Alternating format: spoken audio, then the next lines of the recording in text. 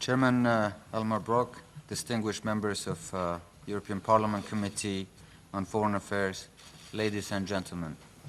Thank you for inviting me to discuss the security situation in the Kurdistan region and the future of our people. We meet at a time of great concern for the security of our people, the Middle East, and the broader international community. The horrific images of innocent victims, Kurds, Muslims, non-Muslims, locals and foreigners massacred in wholesale and ruthlessly beheaded in Iraq and in Syria should shock the conscience of the free world. We meet at a time when numerous countries have elevated their national security threat to the highest levels. And ladies and gentlemen, we meet at a time of great challenge and consequence to international peace and security. Yet, in spite of these clear and present threats, the international community appears unwilling to make a decisive and inevitable decision, the choice protecting innocent lives at all costs. It is this reluctance that gave way for the Islamic State in Iraq and Syria, known as ISIS, to enter Sinjar town in August and massacre thousands of our people and sell and enslave young women, leading to an act of genocide. Today, we in the Kurdistan region are not only fighting for our existence as we have done throughout the 20th century, but on behalf of the free world. On June 8th, just 2 days before the fall of Mosul to ISIS, we altered the Iraqi federal government about an imminent attack against the city and offered to send our Peshmerga to defend the area. Unfortunately, our warnings fell on deaf ears. In the early hours of June 10th, less than 2,000 ISIS fighters entered the east coast of Mosul and occupied key military installations, as well as the city's bank, airport, and government buildings. The group's lightning advance across the province, coupled with the shocking collapse of the Iraqi army, reaffirmed our consistent warnings throughout 2014. In the ensuing hours following the attack, 5 Iraqi military divisions and 1 federal police division completely melted away, and tens of thousands of troops abandoned their troops and heavy weapons. In a matter of hours, ISIS evolved from a ruthless terrorist organization to an unprecedented terrorist state. This deadly terrorist state was now in possession of tanks, hundreds of Humvees, armored personal carriers, heavy artillery, and advanced weapons. These arms, coupled with weapons captured from Syria, threatens not only the Kurdistan region, but our neighbors and the rest of the free world. ISIS used stockpiles of weapons and fighters to advance, terrorize villages, minorities, and vulnerable families. Thousands were viciously killed in the wholesale, and tens of thousands of Christians and Yazidis forced to convert to Islam and abandon their sacred land. In a matter of days, hundreds of thousands of families fell to the humanitarian crisis and burden. With these capabilities, ISIS attacked Sinjar town on August 3rd and sadly managed to take the town and commit terrifying atrocities while we called on our friends and allies for military assistance. We are grateful to the United States and the European countries for heeding our desperate calls to provide critical air support, but more must be done. Once ISIS entered Sinjar, it was a bloodbath. Neighbors who had lived with each other for generations turned on the Yazidi Kurds. Men were shot, women were raped, killed, and thousands enslaved and sold to tribes, and tens of thousands of our people were forced to flee to the mountains for refuge. In the scorching sun, coupled with lack of food and water, many died in the mountains, while ISIS continued its advance, slaughtering hundreds of families in the process. This was nothing short of genocide against the Yazidi Kurds and was a predictable and preventable event. We are also grateful for the crucial airdrops on the mountains. It saved many lives. Today, however, many of our women are still enslaved. They are being sold for petty prices to mainly Arab tribes. This inhumane act is another chapter in the painful Kurdish history.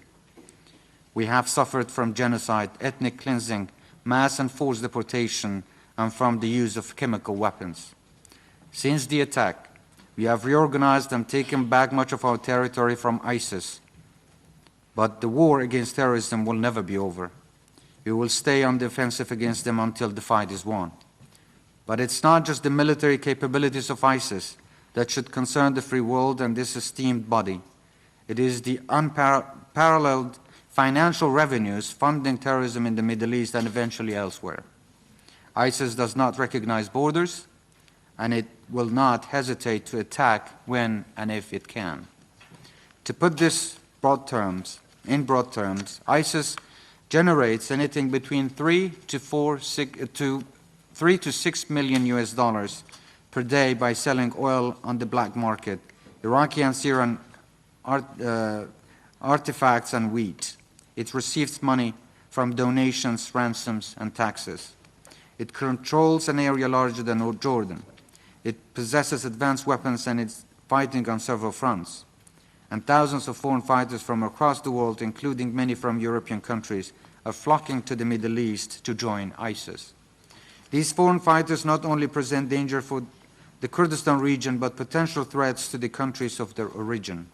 The direct threats from ISIS to Western countries should not be taken lightly. We have already seen rallies in support of the group across the world. We should not assume this is our fight alone, because it is not. Ladies and gentlemen, this is a shared enemy and a shared responsibility. The Kurdistan region is not only fighting jihadists from the Middle East and North Africa, but terrorists from European countries, UK, France, Germany, Netherlands, Belgium, and many others, committed to killing and intimidating us all. They cannot be reasoned with nor negotiated with. They do not understand or recognize peace, coexistence, democracy, or the other values we all share. Today, our heroic Peshmerga are on the front line of fighting an international terrorist organization committed to bringing destruction and chaos to the most stable part of the Middle East. Our Peshmerga are fighting an enemy with resources of a full-blown state. On the one hand, we are being told we are fighting on behalf of a free world, while on the other, the free world appears unprepared and unwilling to provide us with the equipment we need to defeat ISIS and protect our people. 10 days ago, on October 25th, 3 brave brothers, Najat, Ahmad, and Maulud, were martyred during a firefight with ISIS. These names may not sound familiar to this esteemed body, but we will certainly never forget them. They died as a result of a suicide bomb attack because the 3 brothers did not have the right weapons to penetrate armed vehicles. They died because they did not have the right armor to protect themselves. And ladies and gentlemen, they died because the free world is idly standing by as these events unfold. These are the reasons why we have lost hundreds of our Peshmerga in defensive against ISIS, and it is partially why I am here to speak before you today. Ladies and gentlemen, today the Kurdistan region is fighting on 3 fronts. First and foremost, it is the ongoing war against terrorism. It may be ISIS today, but it was Al-Qaeda in the past in Iraq before this. The Ba'athi regime and successive Iraqi governments who used chemical weapons against our people and destroyed over 4,500 villages. We have been fighting terrorism for over a century, and we will continue to defend our land and our people. Secondly, we are fighting a financial war with the federal government in Baghdad. Part of the reason our Peshmerga were outgunned during the ISIS offensive is because the Iraqi federal government has not and does not provide equipment, training, and arms to our Peshmerga despite clear moral and constitutional obligations. Our Peshmerga have always been told that it is their duty to fight and die for Iraq, but their rights have always been ignored. The Iraqi federal government has illegally suspended our budget and the salaries of our civil servants since February this year. Our Peshmerga continue to fight global terrorism without being paid by the Iraqi federal government. We are doing what we can, but our means are limited. In spite of being the only ones to make gains on the ground against ISIS, the Peshmerga are still not being provided with any heavy arms from Baghdad or from allies in the international coalition against ISIS. The cost of the ongoing war, coupled with the 1.5 million refugees and IDPs, including Christians, Kurds, and Arabs, is having dire consequences on our ability to care for these people. Our hospitality is provided without any financial or in-kind support from the Iraqi federal government. More importantly, the Iraqi federal government continues to pressure Western countries that are sending us humanitarian aid, ammunition, and light to medium arms to go through Baghdad for inspections and therefore delaying the shipment. These delays are costing lives on the front lines and endangering those in need of food, water, and shelter. This brings me to the third and most salient war we are fighting, the fight for more support from European countries and the free world. Our Peshmerga are fighting a war that cannot be won with AK-47s and RPGs. We are still outgunned. We still do not have the right tools to protect ourselves against IEDs, mines, and suicide bombers. Throughout our past, we have been told that heavy artillery and advanced weapons cannot be given to the Kurdistan region because of Baghdad. This policy is wrong and must be revisited. There have been some generous donations from European countries, but it has mostly been ammunition and light weapons. We cannot be expected to fight an enemy with fighters from around the world, hundreds of millions of dollars of revenues, armed Humvees, and heavy artillery merely with light machine guns. The Iraqi constitution clearly delegates the security responsibility of the Kurdistan region to the regional guards, our Peshmerga. As you well know, we voluntarily decided to join a new federal Iraq in 2003 following the removal of Saddam Hussein. We have lost many of our brave fighters during the international coalition to remove the former regime. We sent Peshmerga forces to Baghdad to stem the violence in 2003 and again in 2006, 2007 during the civil war, but Iraq must exercise its responsibilities too. It is unacceptable for Baghdad to cut off the people's livelihoods due to political disagreements, just as it is unacceptable for Baghdad to deprive the Peshmerga from obtaining advanced weapons. ISIS can be brought to an end only when all parties recognize and meet their obligations, including the Iraqi federal government and neighboring countries. We are determined to resolve our differences with Baghdad through democratic and peaceful means, but the status quo cannot continue. We have been proven time and again that Kurds are a reasonable, responsible, and constructive element of peace and coexistence to the international community. An end to violence and security chaos in Iraq is first and foremost an interest for Kurdistan. We recognize that instability in Iraq will impact on our own security. International terrorism requires an international response, and the Kurdistan region is on the front line of fighting the war on terror. Now is the time for the European Union to exercise its leadership role and increase its engagement with us. Our immediate duty is clear: to protect the Kurdistan region's democracy and defend its vibrant communities. But the free world must stand with us and provide meaningful support to our courageous Peshmerga.